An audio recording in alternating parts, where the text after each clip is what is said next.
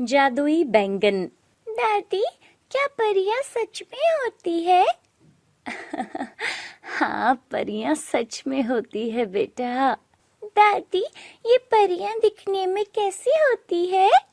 परियां तो बहुत सुंदर होती है। उसके सुंदर कपड़े और वो पंख उसने जो पहने होते हैं ना, वो तो बहुत सुंदर होते हैं, जिनसे परियां और भी सुंदर दिखती है। क्या दादी, धरती पर भी परियां आती है? नहीं बेटा, वो तो आसमान पर सितारों के बीच रहती है, लेकिन वो कभी कभी धरती पर घूमने आती है, इसलिए तो बहुत से लोगों ने उन्हें देखा है। दादी की बातें सुनते सुनते दोनों बच्चे सो गए थे। फिर दादी भी सो गई। ये कहानी है रूपनगर गांव में रहने वाली बूढ़ी गायत्री की, जिसके बेटे अशोक और बहू नंदिनी का एक एक्सीडेंट हुआ था, जिसमें दोनों की मौत हो गई थी। अशोक के 2 बच्चे हैं, आनंद 7 साल का और रूपा जो अभी 5 साल की है। दोनों बच्चों की जिम्मेदारी अब बूढ़ी गायत्री पर है। गायत्री गांव में सब्जी बेचकर बच्चों का पालन पोषण करती थी।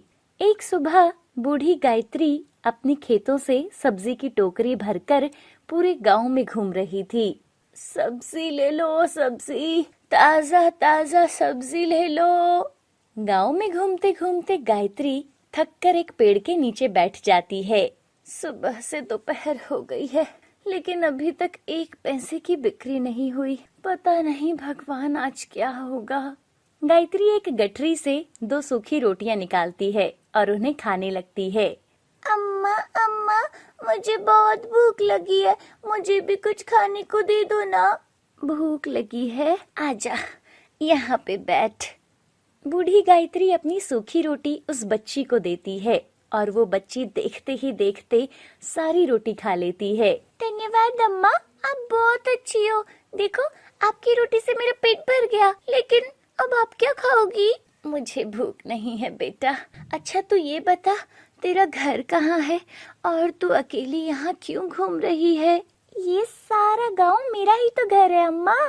वो बच्ची हंसते हुए वहाँ से भाग जाती है और आगे जाते ही गायब हो जाती है।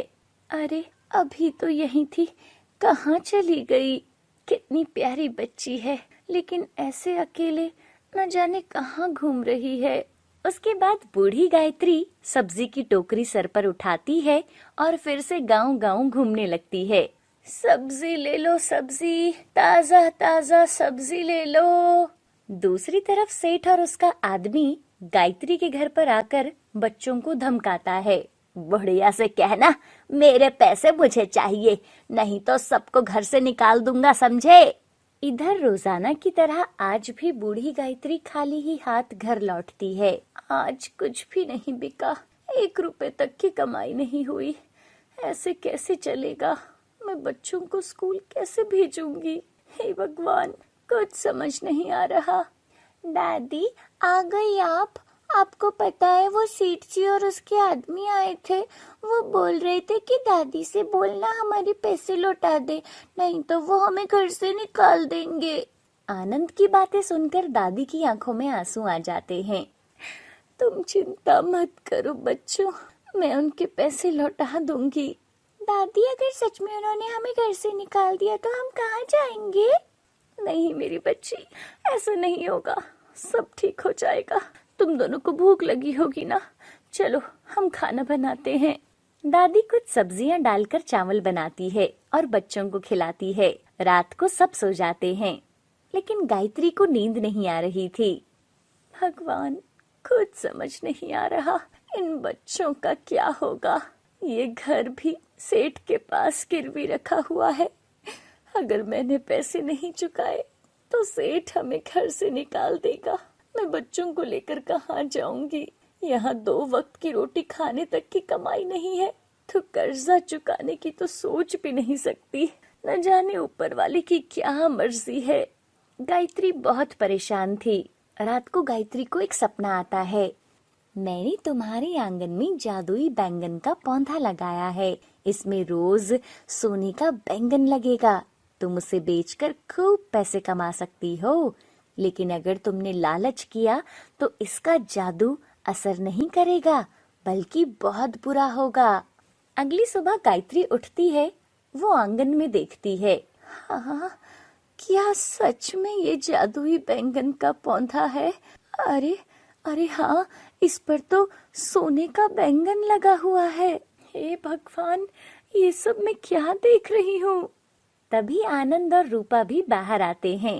दादी, ये पौधा कहाँ से आया और इस पर ये बैंगन कैसा है? दादी सपने में आई परी की बात बच्चों को बताती है।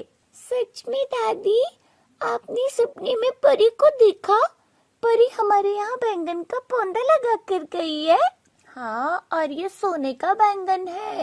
दादी, परी को बोलना ना, मुझे भी उसको देखना है, वो मेरे सपने में भी आए। अच्छा ठीक है, अभी तुम दोनों यही रुको, मैं ये बैंगन बाजार में बेच कर आती हूँ। बूढ़ी गायत्री वो सोने का बैंगन लेकर बाजार जाती है। एक सुनार की दुकान पर वो उसे बेचती है और उसके बदले उसे खूब सारे पैसे मिलते हैं।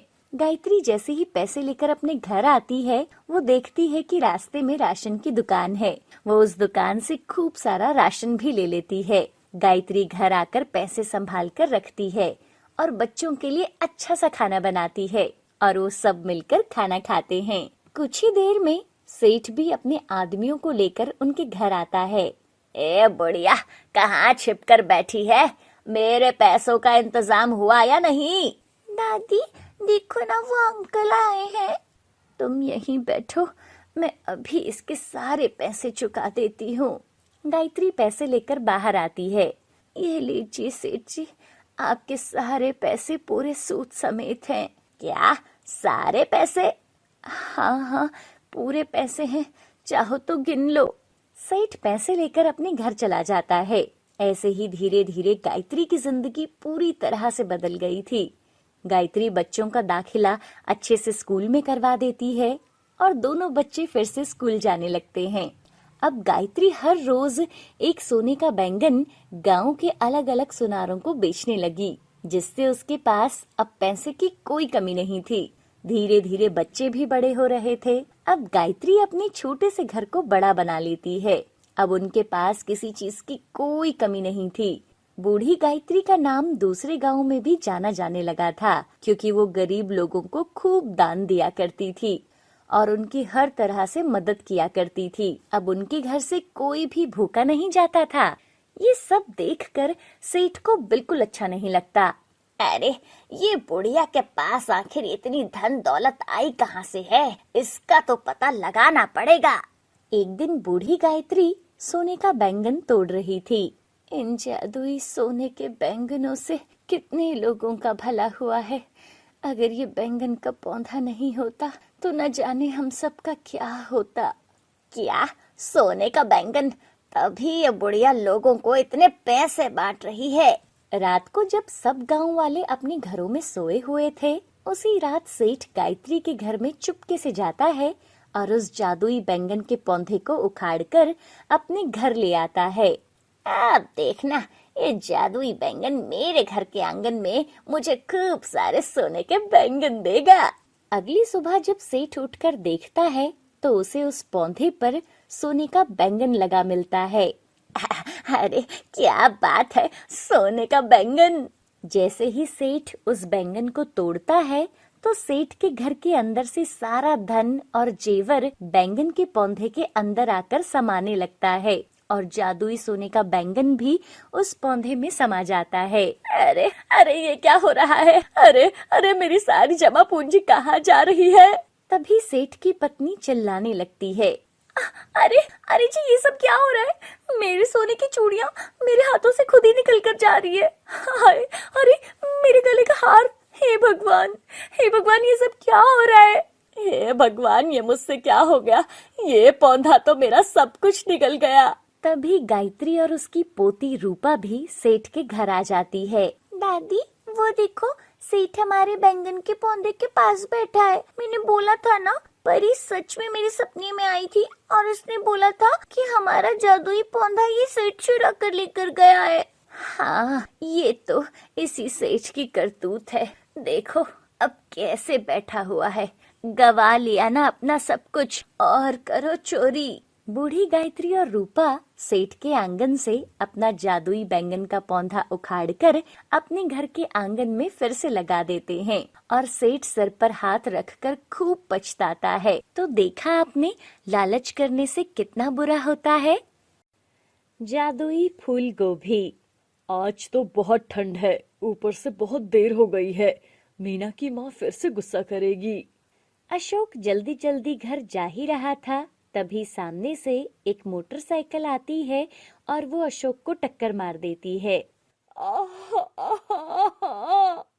अशोक सड़क पर ही बेहोश पड़ा था। कुछ लोग उसे अस्पताल ले जाते हैं। मीना और उसकी माँ सुमित्रा भी अस्पताल पहुंचते हैं। अशोक को बहुत चोट आई थी और उसकी एक टांग भी टूट गई थी। कुछ दिनों के बाद अशोक घर आ जाता है, लेकिन उसके पैर में लगी चोट की वजह से अब उसे बैसाखी के सहारे से चलना पड़ता था। एक दिन मीना अपने खेत में जाती है जहाँ एक फूल गोभी लगी थी। मीना उस गोभी को लेकर घर आती है। पिताजी देखो, खेत में एक गोभी लगी थी। अरे वाह, इसका मतलब अब कुछ दिनों में गोभियां तैयार हो जाएंगी। नहीं पिताजी, वहाँ तो आवारा जानवरों ने पूरा खेत बर्बाद कर दिया है। वहाँ बस एक ही गोभी थी जो मैं ले आई हूँ। अब क्या करूं? मुझसे इस हालत में खेत नहीं जाया जाता। शायद इस बार भगवान की यही मर्जी है।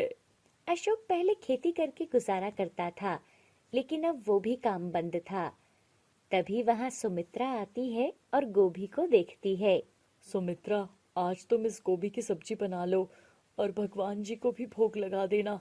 ये हमारे खेत की पहली और आखिरी गोभी है। आज तो मैंने दाल बना दी, इसे सुबह बनाती हूँ। लेकिन आप ऐसा क्यों बोल रहे हो जी कि ये पहली और आखिरी गोभी है? मीना बता रही है कि जानवरों ने हमारी सारी फसल बर्बाद कर दी है।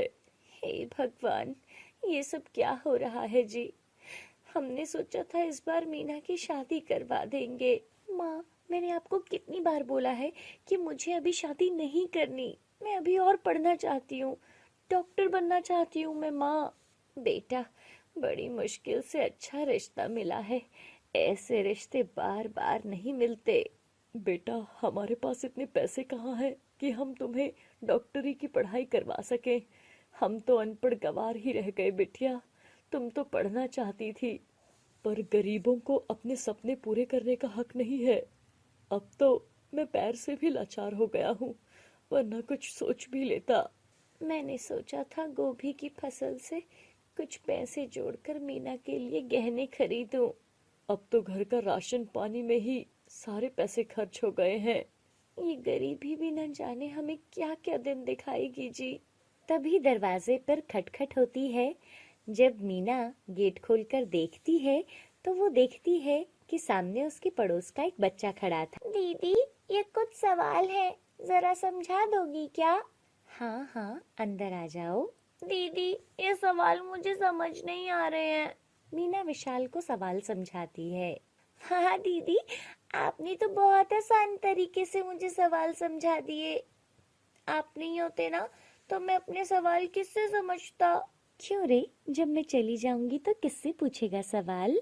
दीदी, आप अभी कहीं मत जाना ना। हाँ हाँ ठीक है, कहीं नहीं जाऊंगी। उसके बाद सब खाना खाते हैं और सोने लगते हैं। सुनो जी, कुछ पैसों का इंतजाम कहीं से हो जाता तो सिर्फ एक गले की चेन ही बनवा लेते। कल बड़े भाई साहब से पूछ लूंगा, शायद बेटी की शादी के नाम पर वो कुछ मदद कर दें। ठीक है, लेकिन भाभी के सामने नहीं बोलना, नहीं तो वो साफ मना कर देगी। अच्छा, अब सो जाओ, जल्दी उठकर भैया के पास जाऊंगा। और वो लोग सो जाते हैं। अगली सुबह सुमित्रा जब उस गोभी को उठाती है और उसे काटने लगती है, तभी अचानक कटी हुई गोभी सुनहरे रंग में बदल जाती है और तभी वहां एक और गोभी का फूल आ जाता है। अरे बाप रे, ये गोभी सुनहरी कैसे हो गई और ये दूसरी गोभी कहाँ से आ गई? हम हैं जादुई गोभियाँ। गोभी की आवाज सुनते ही सुमित्रा डर जाती है। तुम बोल रही हो? हाँ हाँ, मैं जादुई सोने की गोभी हूँ और मैं तुम्हारी मदद करना चाहती हूँ। तुम मुझे बाजार में बेचकर अपनी सारी परेशानियों को दूर कर सकती हो। तभी सुमित्रा अशोक के पास जाती है। सुनो जी, भाई साहब के यहाँ जाने की जरूरत नहीं है, हमारी जरूरत पूरी हो गई है, भगवान ने सब ठीक कर दिया है। सुमित्रा सारी बात अपने पति को बताती है। दोनों भगवान का धन्यवाद करते हैं और फिर सुनार के पास जाते हैं। दोनों सुनार के यहाँ से बहुत सारे गहने बनवा लेते हैं और सुमित्रा ने कुछ सोना बेचकर उसके बदले पैसे ले लिए और उसने अपने लिए भी सोने की चूड़ियां और झुमके खरीद लिए। मीना, जल्दी इधर आओ, देखो हम तुम्हारे लिए क्या लाए हैं। सुमित्रा और अशोक सारे गहने अपनी बेटी मीना को दिखाते हैं। इतने सारे गहने देखकर मीना खुश नहीं थी, क्योंकि उसका एक ही सपना था। माँ, मुझे शादी नहीं करनी है, मुझे आगे पढ़ना है। उस समय अशोक और सुमित्रा कुछ नहीं बोलते। अगले दिन सुमित्रा फिर से दूसरी गोभी को काटती है, तो गोभी को काटते ही गोभी सुनहरे रंग की हो जाती है और वहां एक और साबुत गोभी आ जाती है। फिर से सोने की गोभी। मैंने कहा था ना, मैं तुम्हारी सारी परेशानियां दूर कर दूंगी। सुमित्रा की खुशी का कोई ठिकाना नहीं था। मीना के बापू, तनिक यहाँ आओ तो। अशोक अंदर आता है। अशोक सोने की गोभी को देखता है। आज फिर से सोने की गोभी? जादुई सोने की गोभी हमारी सारी परेशानियां दूर कर देगी। अशोक और सुमित्रा उस सोने की गोभी को बेचते हैं और पैसों को घर लाते हैं। पिताजी, मैं शादी नहीं करना चाहती। सुमित्रा, मैं सोच रहा हूँ, पहले तो पैसे का अभाव था तो हमने मीना की पढ़ाई छुड़वा दी थी, लेकिन अब तो हमारे पास पैसे हैं। अगर मीना डॉक्टर बन जाती है तो उसकी किस्मत चमक जाएगी। आप बिल्कुल सही सोच रहे हैं जी। शायद उस दिन मीना को ये जादुई गोभी इसलिए ही मिली थी, लेकिन उन लड़के वालों को क्या बोलोगे और गांव के लोग क्या सोचेंगे? तुम चिंता मत करो, मैं सब संभाल लूंगा। वैसे भी जब मीना डॉक्टर बन जाएगी तो यही गांव वाले हमारी प्रशंसा करेंगे। मीना अपने माँ बापों की बात सुनकर बहुत खुश होती है और वो अपने पिता को गले से लगाती है। पिताजी, डॉक्टर बनकर ना सबसे पहले मैं आपके पैर का इलाज करूंगी। ठीक है, तो मैं फिर आज लड़के वालों को खबर भेज देता हूँ कि हमें अपनी बेटी की शादी अभी नहीं करवानी, हम उसे पढ़ाना चाहते हैं। अब ये खबर गांव में फैल गई। सब लोग उन्हीं की बातें कर रहे थे, लेकिन अशोक और सुमित्रा बिना किसी बात की परवाह किए बिना मीना का दाखिला शहर के मेडिकल कॉलेज में करवाते हैं और उसे वहां हॉस्टल में छोड़ते हैं। बेटा, अब तुम मन लगाकर यहाँ पढ़ाई करना, हमारी चिंता बिल्कुल भी नहीं करना। तुम्हारी पढ़ाई के लिए ही तुम्हें वो जादुई गोभी मिली थी। हाँ पिताजी, मैं पूरा मन लगाकर पढ़ाई करूंगी और जल्द ही छुट्टियों में गांव आकर आपसे मिलूंगी। दोनों अपनी बेटी को हॉस्टल छोड़कर घर आ जाते हैं। सुमित्रा की आंखों में आंसू थे। सुमित्रा, ये तो खुशी की बात है कि हमारी बेटी का सपना पूरा होने वाला है। मैं तो उस जादुई गोभी का बहुत धन्यवाद करता हूँ, उसकी वजह से सब ठीक हो गया।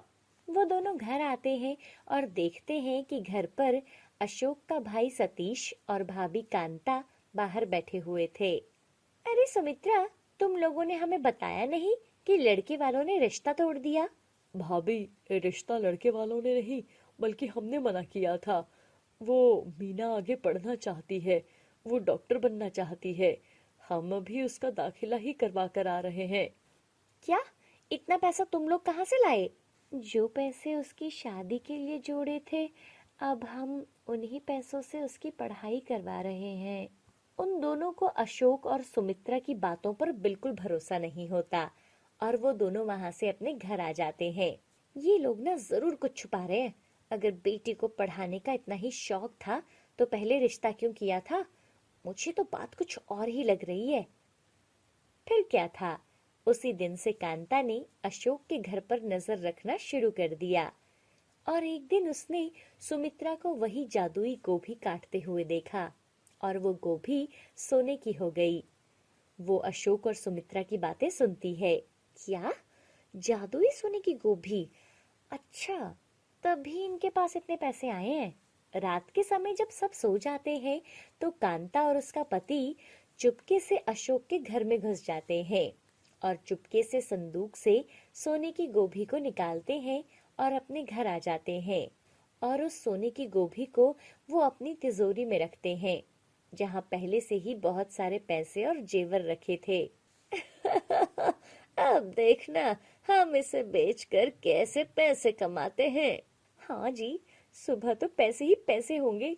चलो अभी सो जाते हैं। दोनों सो जाते हैं। सुबह जब कांता और उसका पति तिजोरी खोलते हैं तो तिजोरी पत्थरों से भरी थी। अरे ये क्या, यहाँ इतने सारे पत्थर कहाँ से आ गए और हमारे पैसे और जेवर कहाँ गए? क्या पैसे नहीं है? कांता देखती है तो उसमें सिर्फ और सिर्फ पत्थर थे। हाय, ये क्या हो गया? मेरे जेवर और पैसे कहाँ गए? लालच के चक्कर में आके हमने सब कुछ खो दिया। सुनो जी, अशोक भैया को ना सब सच बोलकर उनसे अपने पैसे मांग लेते हैं। अरे तुम्हारा दिमाग खराब है क्या? वहां जाकर क्या बोलोगी कि रात को हम आपके घर आए थे और आपकी हमने गोभी चुराई और उस गोभी ने हमारे पैसे और जेवर को पत्थर बना दिया? तो फिर अब क्या करेंगे जी? दूसरी तरफ अशोक और सुमित्रा अपने संदूक से सोने की गोभी को निकालते हैं और उसे बेचकर पैसे ले आते हैं। ऐसे ही पूरे 5 साल बीत जाते हैं। मीना की डॉक्टरी की पढ़ाई भी पूरी हो गई थी। अब उनके पास धन दौलत की कोई कमी नहीं थी। मीना ने बापू का ऑपरेशन बड़े से बड़े अस्पताल में करवाया और कुछ ही महीने में वो ठीक हो जाते हैं। उन्होंने गांव में अपना बड़ा सा अस्पताल खोला, जहां मीना जरूरतमंद लोगों का मुफ्त में इलाज करने लगी। पूरे गांव में लोग अशोक की बेटी मीना की ही बातें करते थे। आज मीना ने अपने गांव का नाम रोशन कर दिया था।